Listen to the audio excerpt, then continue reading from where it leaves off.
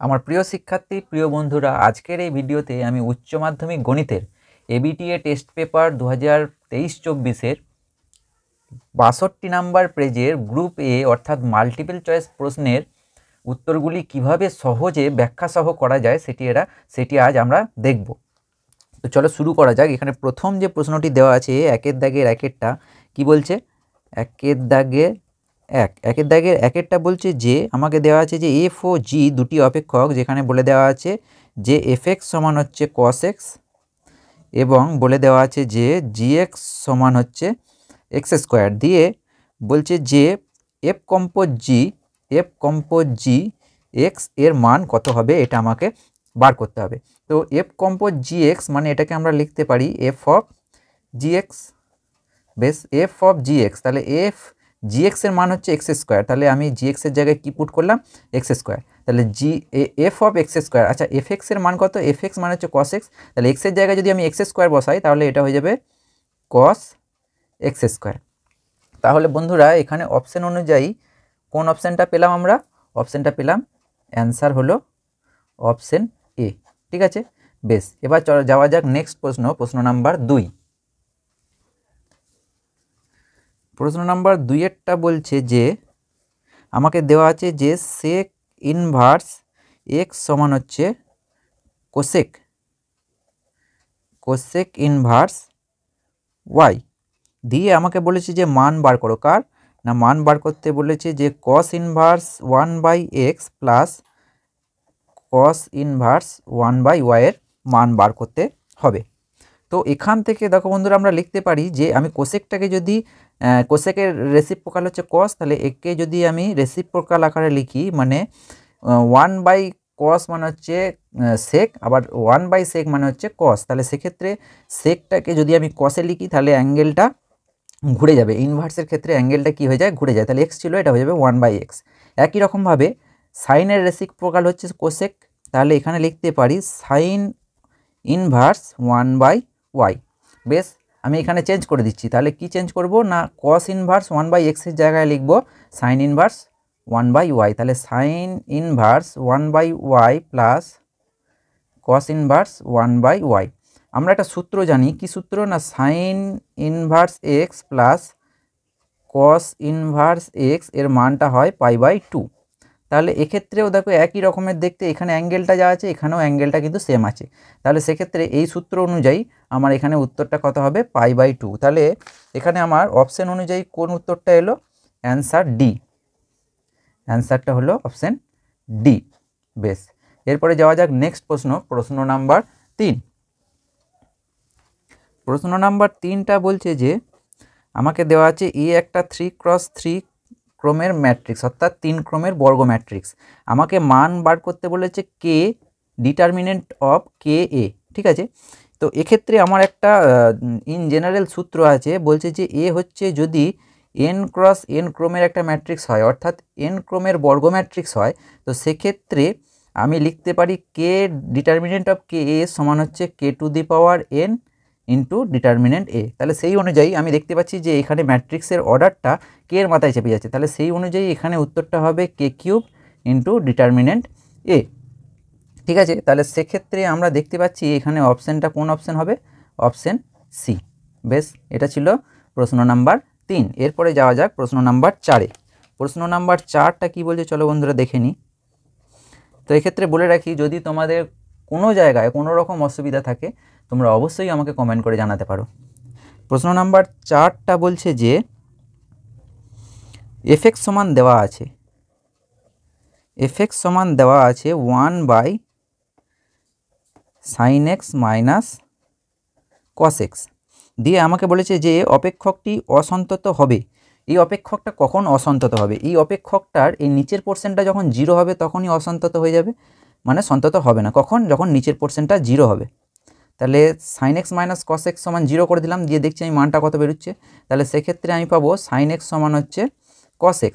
তাহলে এখানে cos xটাকে যদি আমি নিচে নামিয়ে নিই তাহলে sin x by cos x সমান পাবো 1। তাহলে এক্ষেত্রে আমি পাচ্ছি tan x সমান 1।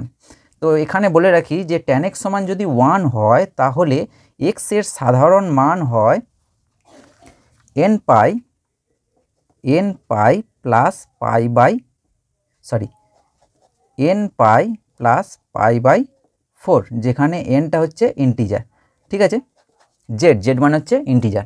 তো এইটা হলো জেনারেল ভ্যালু। তাহলে অবশ্যই করে কি আমাকে জেনারেল ভ্যালুটা লিখতে হবে এখানে। তাহলে এক্স এর মানটা এটা হলে এই ফাংশনটা কি হয়ে যাবে, অসন্তত হয়ে যাবে। তাহলে এখানে আমরা অপশন অনুযায়ী কোন অপশানটা পেলাম বন্ধুরা, অ্যান্সারটা হলো অপশন এ। তো এটা ছিল প্রশ্ন নাম্বার 4। এরপরে দেখা যাক প্রশ্ন নাম্বার 5টা কি বলছে।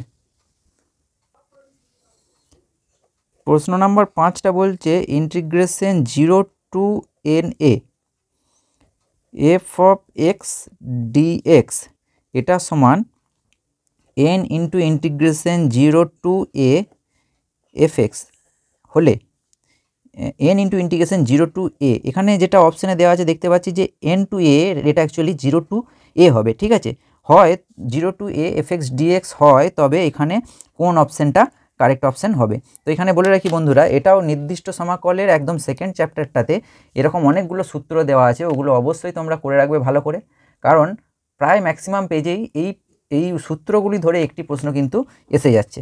তো এক্ষেত্রে বলে রাখি, যখন f of a plus x সমান fx হবে, তখন এই যে সূত্রটা, এই সূত্রটা স্যাটিসফাই করবে বা হোল্ড করবে। ঠিক আছে, তাহলে এখানে অপশানটা হবে যখন f of a plus x সমান fx হবে। তাহলে অপশান অনুযায়ী কোনটা হচ্ছে এখানে অপশানেও কিন্তু হ্যাঁ ডি দেওয়া আছে। এখানে অপশানটা কত দেওয়া আছে, অ্যান্সারটা হচ্ছে ডি। ঠিক আছে, তো এটা ছিল প্রশ্ন নাম্বার 5। তো চলো এরপরে যাওয়া যাক প্রশ্ন নাম্বার 6-এর দিকে। প্রশ্ন নাম্বার 6টা বলছে যে x square by A square minus y square by B square এটা সমান দেওয়া আছে 1। এটা একটা পরাবৃত্তের সমীকরণ। পরাবৃত্তের ওপর বলেছে যে এ সেক থিটা কমা দিয়ে বি ট্যান থিটা, এই যে পয়েন্টটা, এই পয়েন্টে অঙ্কিত যে অভিলম্ব তার প্রবণতা বার করতে বলেছে। তাহলে এই পয়েন্টে অঙ্কিত অভিলম্বের প্রবণতা হয় কি, অভিলম্বের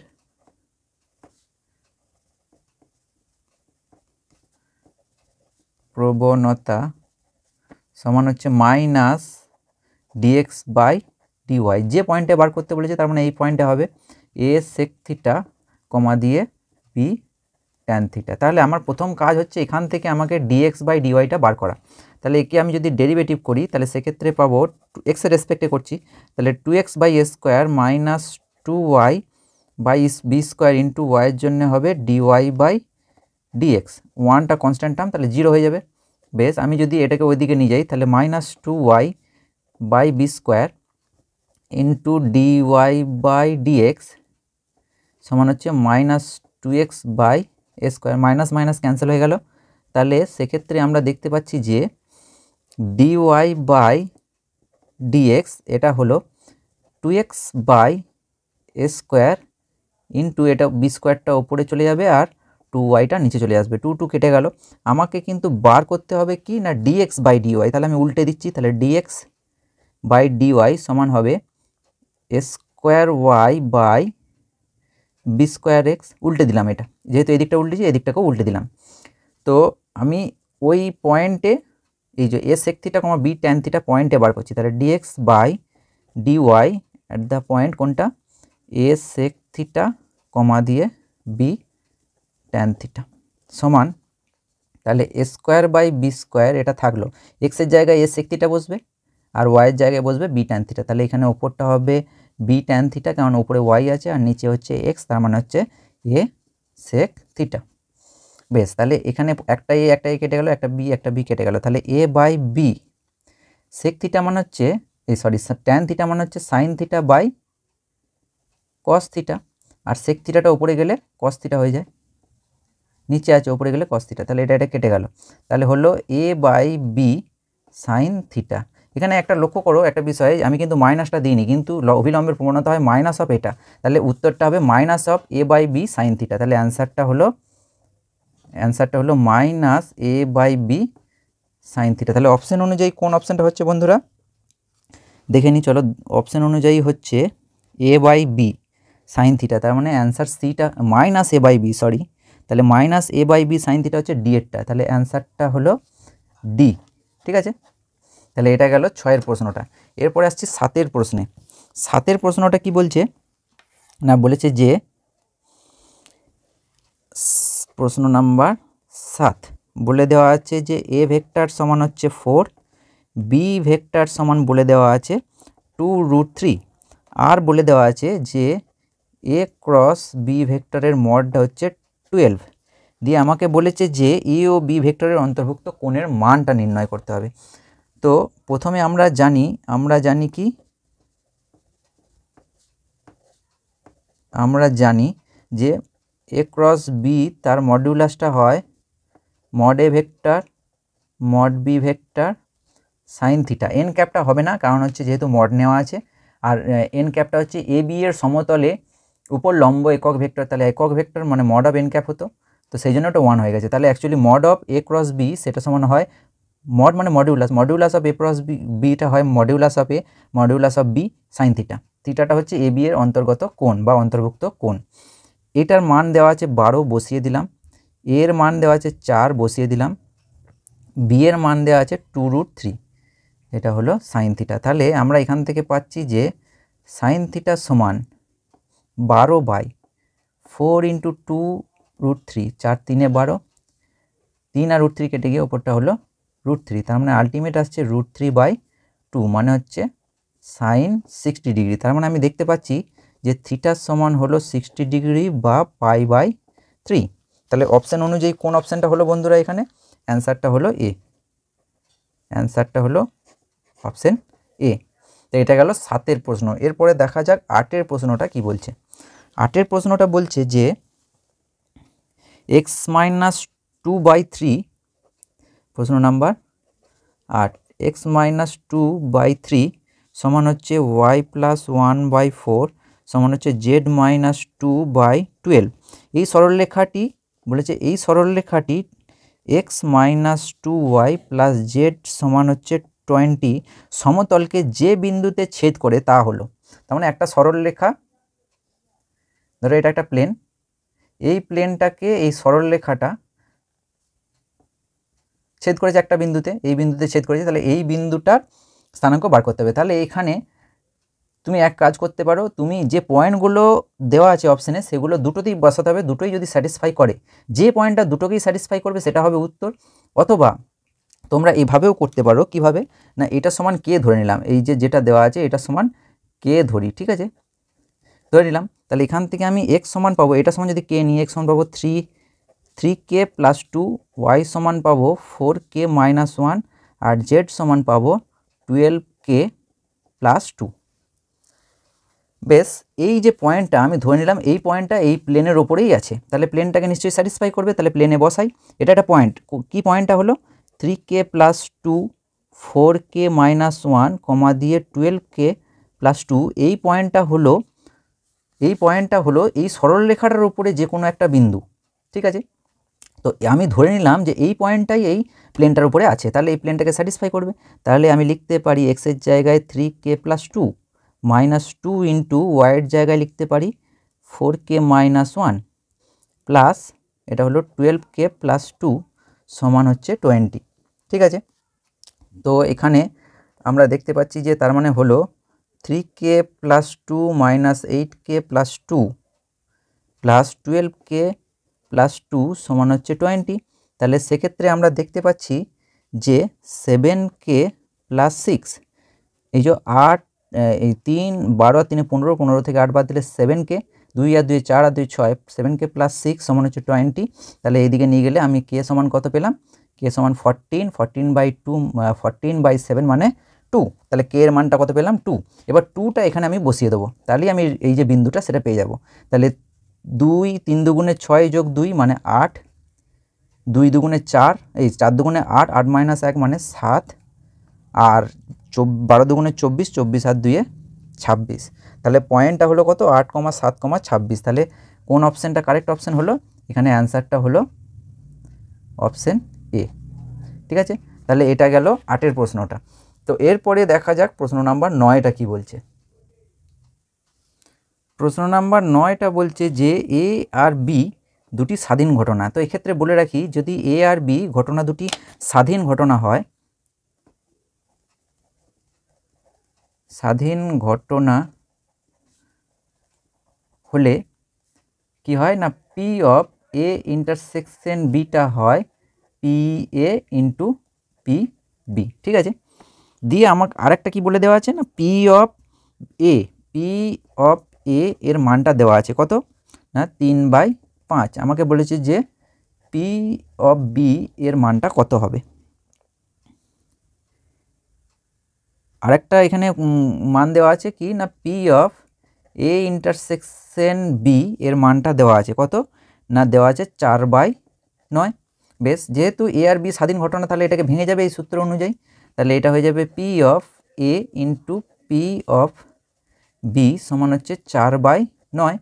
তাহলে আমরা যদি বসিয়ে দিই পি অফ এ এর মানটা তাহলে 3/5 ইন্টু পি অফ বি সমান হচ্ছে 4/9। তাহলে সেক্ষেত্রে আমরা দেখতে পাচ্ছি পি অফ বি সমান হচ্ছে 4/9 আর এইটা ওদিকে গেলে হয়ে যাবে 3/5টা হয়ে যাবে 5/3। তাহলে 4×5 = 20 আর 3×9 = 27। তাহলে 20/27। তাহলে অপশান অনুযায়ী এখানে আমরা দেখতে পাচ্ছি অ্যান্সারটা হলো অপশান ডি। বেশ, এরপরে আসছি প্রশ্ন নাম্বার 9, এই পেজের মাল্টিপল চয়েস প্রশ্নের শেষ প্রশ্ন, প্রশ্ন নাম্বার 10। প্রশ্ন নাম্বার 10টা বলছে যে একটি দ্বিপদ বিভাজনের প্যারামিটার দুটি হলো এন ও পি, তবে তার সম্যক